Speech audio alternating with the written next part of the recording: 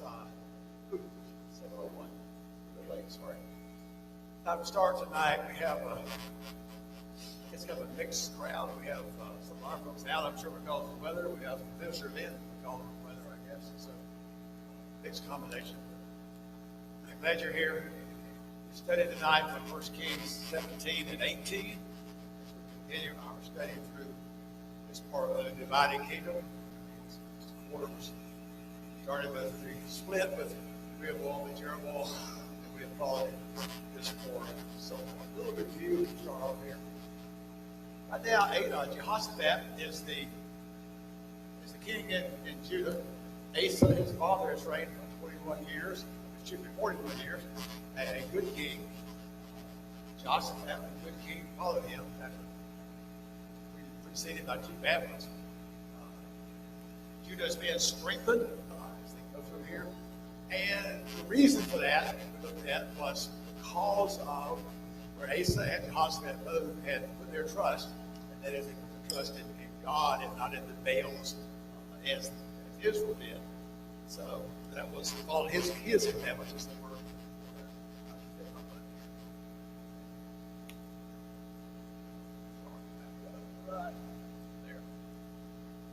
Asa had done a lot in cleanup, getting the idols stopped, idolatry stopped in Judah. Jehoshaphat continued that, taking down more high places there. And then he went a step farther, it seems like, and he took the word of the Lord and sent it out to the people, out in the nation there of Judah, the priests and other leaders to help strengthen the people out there. Because of this, because of the Lord's blessings, see that other nations around are getting fearful of Judah and being blessed. Our theme for the whole thing here is obedience brings blessings and sin brings curses and punishment. That's the way they see both nations going here for this time period. Nation's also got a large and strong army, over 1 million men, valiant men for battle. So here's how things kind of shape up in 4 Kings. This is where we are thus far. In Judah, on the left, the southern kingdom, then Rehoboam and his son Abijah. He's one of the good kings. He's up about 20 years roughly there. And then followed by Asa, 41 years of good, following the Lord. And then followed his son Jehoshaphat. He's reigning now. We'll get up this point of the story. This has been an entirely different story. We talked about the fact that God made the same promise to Jeroboam He made to David. Be faithful to me, and your kingdom will last forever. Jeroboam didn't do that. He set the calves up and brought the idol worship in, and things went downhill from there. So we have Jeroboam, his son Nadab, reigned after him, and then that was it. In the dynasty, God killed them all. Nation came in, and killed the whole bunch of them. The house of Jeroboam was wiped out. Notice the phrase, the sins of Jeroboam and son of Nebat. It's been referenced so many times. Back to the way Jeroboam got things started off. Then Baasha reigns for 24 years. His son Elah comes in for a couple of years. And then Zimri comes in and again wipes his entire family out. And we noted last time he came in, his relatives his friends got killed too. Because of their association with him again, because they would not turn. So Zimri didn't last long, though, because Omri, another one of the commanders, came up against him, and Zimri went in and burned the house down on himself. So Omri takes over now, and a little battle for the kingship here, and then Omri comes out on top of that. So he's reigned for 12 years, and the phrase used about him was he was worse than all of them. We're talking about this downhill spiral. It's getting worse and worse. So except that wasn't bad enough, then his son Ahab is now reigning. We are now our story. And what was said about him? He was worse than all the ones before him. So it's just, the sin is getting worse and worse and worse. So as we open our story tonight, our narrative, Jehoshaphat is reigning in Judah, a good king. Ahab is reigning in Israel. And there are no good kings in Israel. And Ahab is the worst of the worst of us in this day. So, 1 Kings 17 is where we'll start tonight. One thing that's not in our lesson tonight, I pointed out, and we'll be thinking about it. We'll get to it a bit later on. You're going to say, well, why? Jehoshaphat in Judah and Ahab in Israel, good and evil, they was treated. And think about what an idea this was for Judah. They would get into anything kind of like this. And because the king and Israel are getting worse and worse and worse and worse. And of course, God is still loaded Judah. Things are still going good there. Jehoshaphat's a good king. It's Malachi's a good king. It's a long way to there. So why am I mixing this? Why am I mixing this good and evil? What's going to come out of this? I'm showing you this so you start getting some names and things in mind in a bit. So we got Jehoshaphat right in Judah. We got Ahab who marries Jezebel, evil, wicked in the north. And they have children, Ahaziah,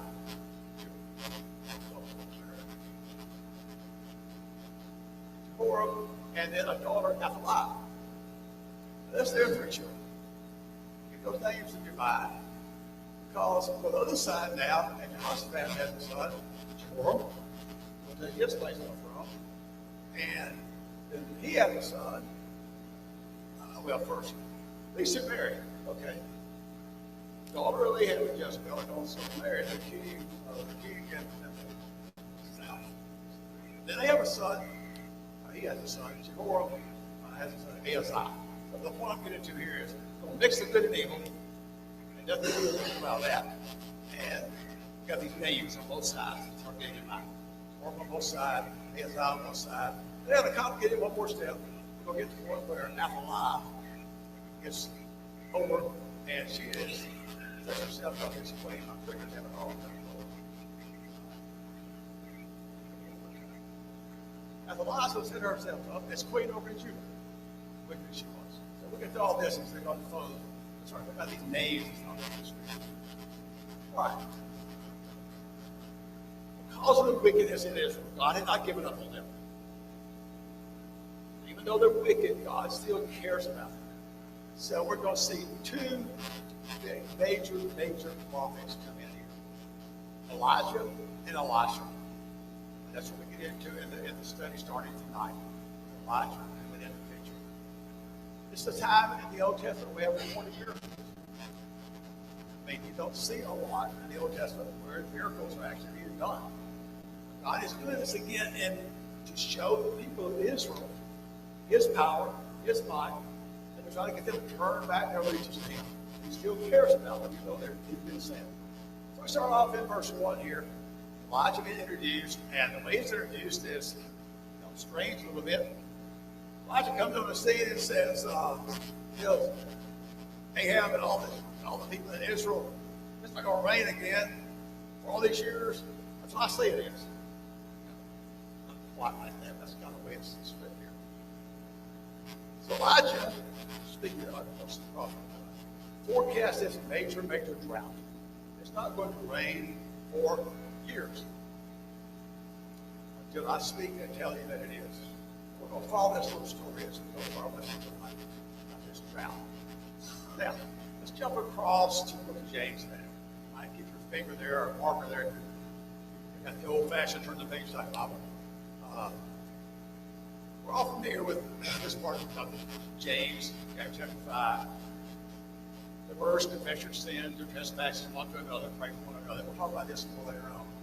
But it's followed up, I reference back to Elijah when he prayed that it would not rain. It didn't rain for 3 years and 6 months. 3 years and 6 months, they're going with a drought in Israel, no rain. And then this was around surrounding Jericho, we'll see. So prayed earnestly that it would not rain. It didn't rain for 3 years and 6 months. James chapter 5, we'll be back to that passage tomorrow. So, not going to rain. God's going to care for Elijah, though. So he tells him to go to the book of Cherith, which is over on the east side of the Jordan. Here, a brook that flows into the Jordan. And Elijah, you'll drink water from the brook, and I will send ravens to bring you food morning and night. And God's going to care for Elijah during this time. But as the drought gets worse and worse,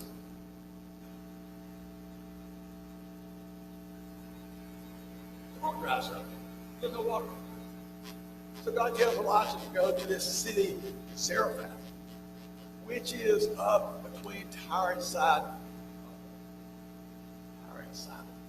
Remember on your map, It's way up here in this northwestern edge of the land above Mount Carmel. So he's put six lodges way up there, come out of the territory of Israel.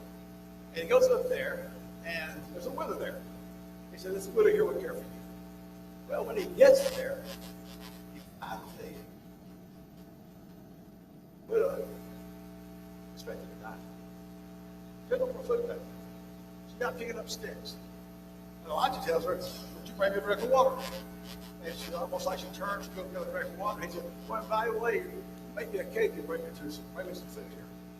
So that's when she tells him that I've got about this much flour, this much oil, and I've got these sticks, so I can make some cakes for me and my son. We're going to eat or we're going to die. So that's how bad the famine had gotten. So he says, well, make me a cake first. Make me a cake first. Bring it to me. And when you do this, you won't run out of flour or oil. You just round it to the rains. Now the miracles. Now, some amount of time passes, you don't know how much. Flour doesn't run out, oil doesn't run out. Elijah's living in an upstairs room there with this widow and her son. Some amount of time passes and the son dies. Becomes sick and dies. Now, we don't know how old he is, but there's some indication how old he is. You get that from when he died, what did she do? Brought him in her arms and gave him to Elijah, who took him in his arms and came upstairs. And he be a grown man, he would think that's that. So this child, this son, has died. So Elijah takes him to his room, prays to God, earnestly for him, lays his body out on him 3 times, asks him for it. He comes back and he'll be fine. So he takes him down, presents him back to his mother, and then here's the verse that tells her reaction to it. Look at verse 24. She said, by this I know. She said, Elijah did 2 miracles. The reservation of the food, which lasted, now this raising of her son who died. By this I know, you're a man of God. For the Lord is in your mouth. That's the truth. What you're speaking is God. So the purpose of miracles, this lady is showing itself. And that's kind of the part of chapter 17. So I got something I missed that we'll talk about and bring up. We'll go back and over some of what's on this in a minute, some lessons. That's kind of the narrative of chapter 7. All right. Moving to chapter 18. Elijah and Ahab are going to meet. Their 3rd year of the famine, almost going to be almost to the end of it because it's going to be in very shortly in our narrative, our story here. So God tells Elijah, go find Ahab, go present yourself to Ahab, which I'm sure was a pretty thing for Elijah to have to go do. A little side what I thought about here, kind of small. It's about been going on over 3 years. I wonder how many times, people in the northern kingdom have prayed Baal for relief. I gotta ask that question. That's their God. We talked last time about Baal being a fertility god.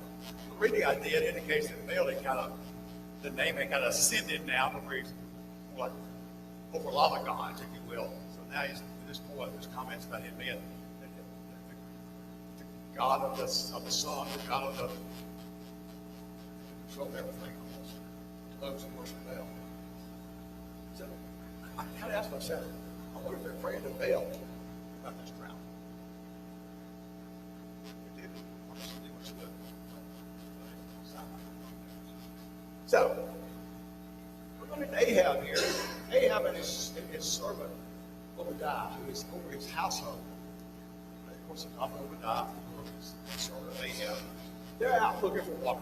It seems like the 2 of them are out. They're going in different directions. They're going over looking for water for their livestock. And it's not about Obadiah. Even though he's living or taking care of the household of Ahab, he is a man who feared God. in that wicked world he's in. And Jezebel had tried to kill a bunch of the prophets of Jehovah. He had hit them. 50 in one cave and 50 in another. And it taken water and bread to feed them. So he made them out about Obadiah as we talk about him. So Elijah runs into Obadiah and he says, go find your master Ahab and bring him to me. I need to see him. Obadiah don't want to do it because he's afraid of while he's gone to find Ahab, Elijah will move on somewhere and he'll bring Ahab there and I just won't be there. Ahab will get upset with him and kill him or something. So Elijah assures him, no, I will be here, I will wait, I will be there. And then when Ahab comes and he sees Elijah, what's he call him? Troublemaker? So Elijah, Ahab also immediately called Elijah a troublemaker. Look what Elijah answers back to him. I'm not the troublemaker. You are. You are because you have forsaken God, forsaken his commandments, and you're serving the Baals, follow them. That's what the trouble is. So, the lack of water is not the problem. What's the real root of the problem that Israel's got? Not that they need water, they need God. Okay? They've turned their back on God and forsaken him. So, who's the troublemaker? It's not Elijah. It's not Elijah. It's Ahab, those that have received him. It's the condition that Israel was in at this time. So now let's challenge him. We're all familiar with this little part here. So Elijah challenges 450 prophets of Baal for a contest on that mountain. They're going to prove who is God, who has the power. And so they prepare, well, first. Elijah said, you've been limping along. I kind of like this phrase that's used here at the American Standard, I think it is. You've been limping along long enough. You need to decide who you're going to follow. You're going to serve God or you're going to serve Baal. If God is God, serve him. If Baal is God, serve him. But it's just living along within the two, it's not long enough. We'll talk about that first again in a minute there. So, here's how he has them do it. Build two altars, just alike. Put wood on them, just alike. Two bullets. Prophets of Baal get to choose which one they want. Put in pieces, put on the altar. But, there's no fire on them. There's no fire to them. Now, you call on maybe your God. And have your God make the fire for the altar. For the sacrifice. I call on the name of the Lord for the same reason. Send down fire for the sacrifice. That's the context. Equal, fair. And the people answered said, that's good. That's fair. That's a fair plan. That's why that works. So the prophets of Baal started praying and praying and praying. Leaving about, dancing. There's no response. Baal doesn't answer. Baal doesn't send any fire down. Nothing happens. Cut themselves. Well, I read more the worship practice anyhow. Then Elijah starts having, I guess, a little fun with him. He starts tickling him a little bit and says, oh, maybe he's away. You better speak a little louder. Or maybe he's busy. Or maybe your God's asleep. These things. Wake him up. Get his attention. Get him to bring your sacrifice. Of course, that happens.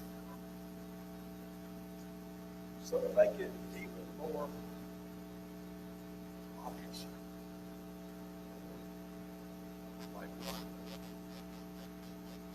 Elijah has them bring 12 buckets on top of it. Sacrifice, wood, altar, goes down all around. So there's no normal way that sacrifice will burn. Even men took the torch would let them burn it. They didn't just soak it in water. So he praised God.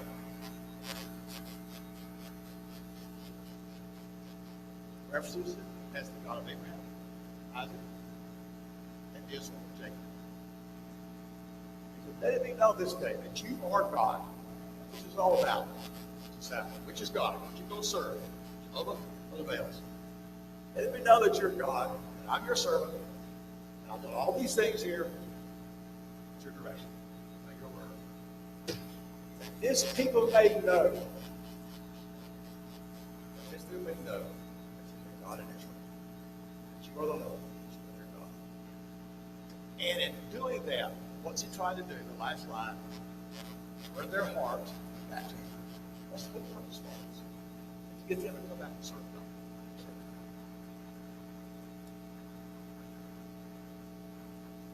Our comes out now. Totally unlike the promise of God. What's it do? It consumes the sacrifice. It consumes the wood. It consumes the stones and offers made out of it. And it burns up. Any doubt where it came from? Not to us as readers, and not to them as the people observing it. Because look how they react. Look how they react. They fell on their faces. They knew it was God. They knew it was Jehovah. Fell on their faces and said, the Lord. The word is Jehovah. Jehovah, he is God. Jehovah, he is God. Convinced? Are they convinced that Jehovah is God? At this point. They say it. Here's the question. What's going to last? What's going to last?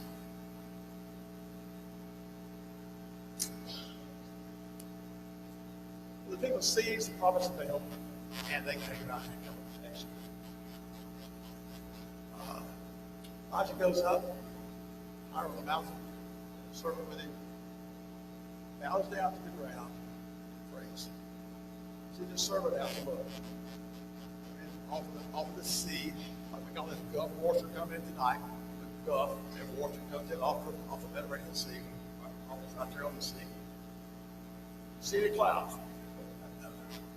I think it's bad. I think that's right the third time it goes out there. What did he say he sees? It looked a big cloud about the size of a man's hand. Rising out there. Back to James chapter 5. The next verse.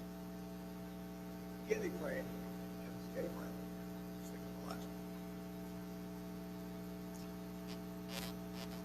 So he tells us, since we're down to Ahab, you better get your chariot and get out of here. And I can read it to us. So maybe you can run in the chariot and you'll get out of here now. Just there's some rain. Okay, it rained that long. So Ahab leaves and goes back to Jezreel. We'll talk about that where it is in the Jezreel Valley. Elijah goes and we'll pick him up later. He actually meets him. That's the narrative of prophets of Baal, Montez, and Elijah. Shows God. People at that time realized this stuff. Now, let's talk about a few things. This is all I have a lot of comment about, but I thought it was nothing. Go back to when Elijah, he raised the widow's lady's son. She comes down and look at the words she says. I know you're a man of God. For the Lord's in your mouth. And it is what? It's truth. Any doubt in her mind that God is saying it's the truth. No.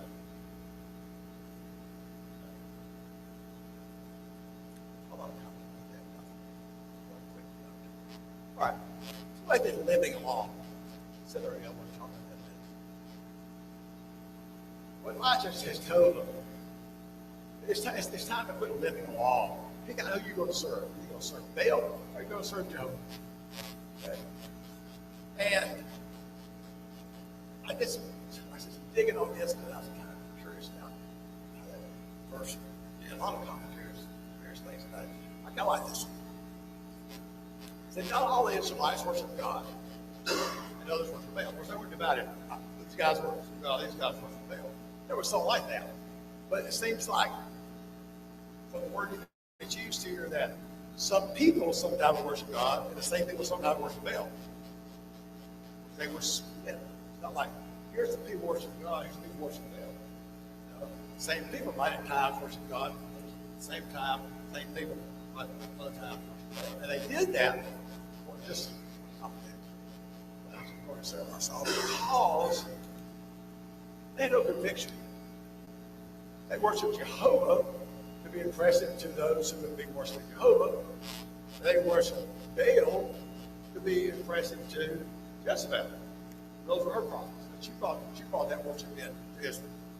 So it seems though they're kind of splitting whatever it means. Worshiping one that was popular, was pleasing to the people around them. Elijah is trying to show them that, sir, you can't do that. So God, he's God.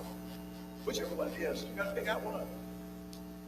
You can't jump from this God to this God to this God. There is God is God. If it's Baal, worship him. If it's Jehovah, worship him.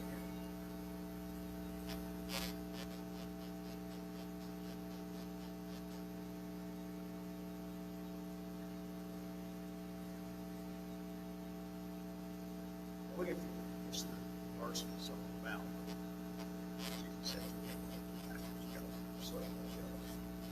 spies, whatever I've done. Now, the main thing I want to talk about for a few minutes, comments, yes, ready. Let's go back to James 5 again. This back a few verses here. Look at verses 16, 17, 18, a few minutes ago. Maybe 17 and 18, we're talking about Elijah. We back up 13, and I give everybody context with it. It's something we're very familiar with. Anybody suffering, let him pray. If he's let him sing psalms. If they're sick, all the elders of the church, pray for it. Remember those verses there. The prayer of the faithful save the sick. And we get on to verse 16. Confess your trespasses to one another. Pray for one another.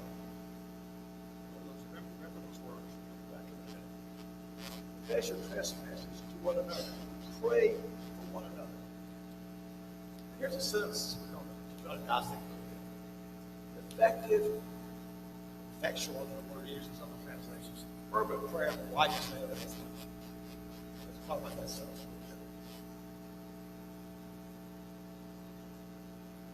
Righteous man. Who's man is praying here? Not a sinner. Not a hypocrite.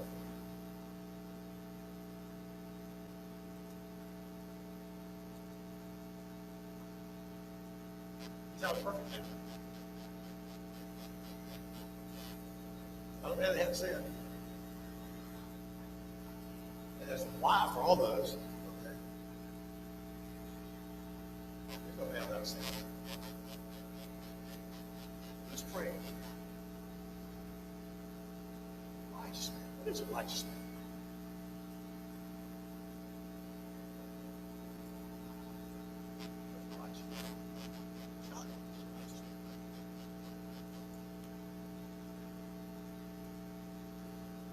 Abraham made mistakes. But it's not, he wasn't perfect. He wasn't sinless. God said Abraham took his time for a righteous man. There's a lot like that we think of. So a righteous man. Now, remember the phrase in the line. Confess your faults. Pray.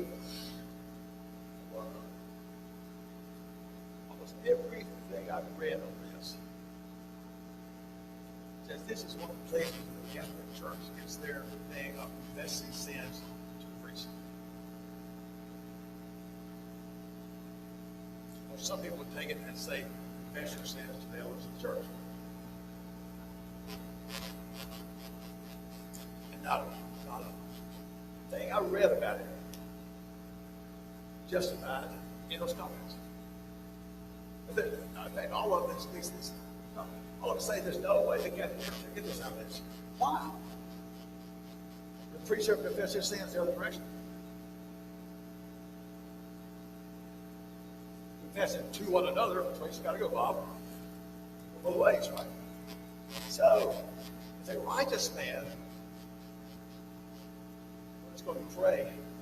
We'll confess our sins to one another and pray for one another. As a righteous man is doing praying, who are we talking about? Who are we talking about? Who's doing the praying? Us. Does that make sense? Who's doing the praying? That's not our fault. I'm talking about things we don't do this enough. I want to hide all my faults from everybody I can. Confess our faults to one another. I know this passion has been totally abused, I understand it. So, we confess our faults to one another. We pray for one another. It's the effective fervent prayer of righteousness. How can that sentence fall in one above it and not be that's what we're talking about? So, let's go to that step. What's an effectual or effective fervent prayer? Effective fervent prayer of righteousness. What's an effective fervent prayer? All I can dig out is digging people's comments on this. Look at those, they actually look at the Greek words and try to. Actually, they said there's no good word in English that would translate from what I read and from the word effective to the word we use for here. Look at a prayer that has power, a prayer that has energy and life in it. Fervent, a prayer that's prayed with the Spirit, you can understand it. 1 Corinthians 14.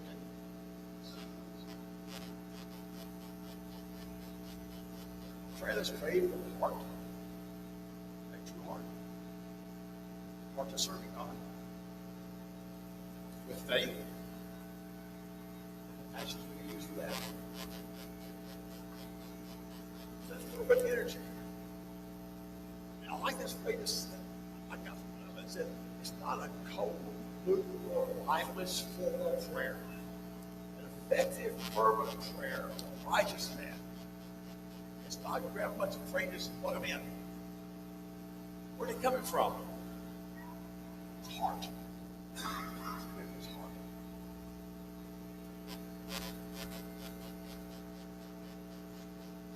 Sincerity. Yeah, it's a good word for anything.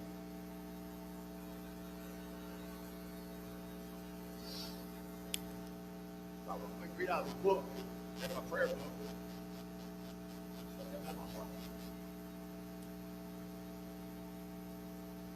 And then he goes to the next verse in verse 17 after him, and in 16. Goes to the next verse and said, well, here's an example of that, by the way. And he goes back to our man Elijah. Here's a man, a righteous man, who prayed an effective, fervent prayer. He prayed earnestly, not rain. It didn't rain. Elijah have confidence in God that God can make it not rain for 3 years? Now, earnestly. He looked that word up. Serious and intention and purpose, showing depth and sincerity of being. You think Elijah just spat out some words about, maybe frivolous of this, but you important. God, don't let it rain for 3 years. That is fervent, earnest prayer. So the question that comes to my mind then is, now this is not casting blame or judgment on anybody here, I don't think that at all. But look at me. The last time I prayed an actual fervent, earnest prayer was the last time I just poured my heart out.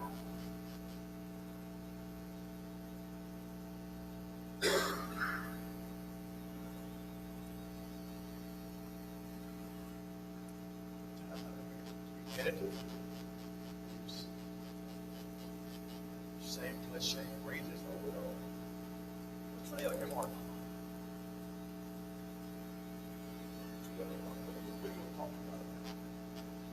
Here's the reason to talk about all this. Why? The effective, fervent prayer of a righteous man does what?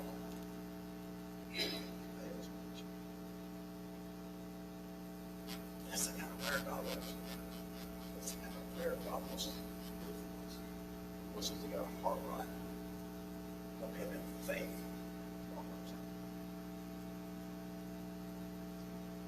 We do. I got a comment on that. Opening up for Jeff.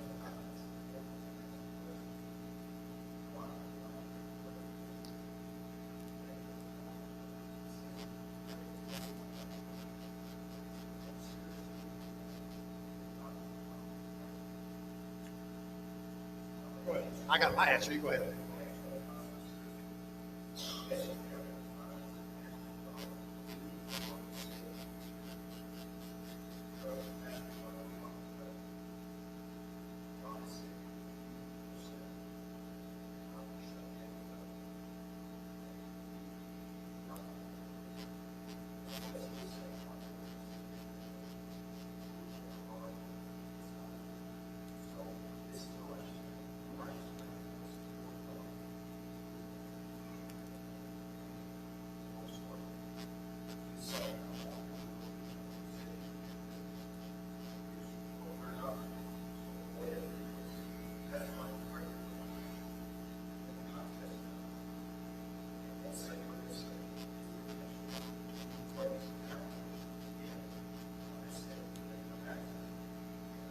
Okay, they're gone.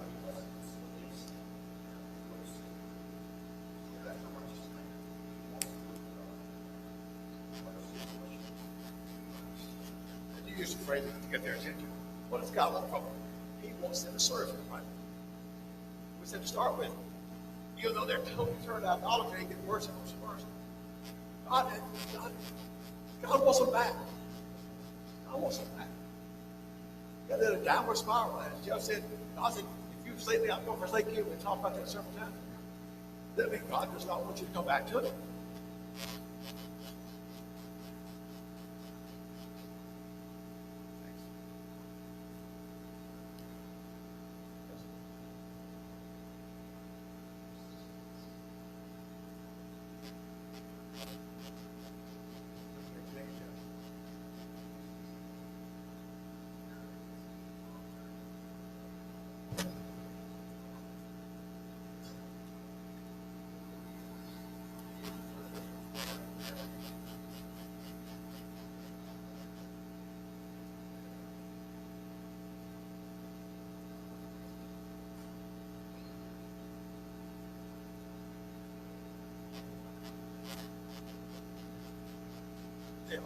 God's great at this, wasn't it?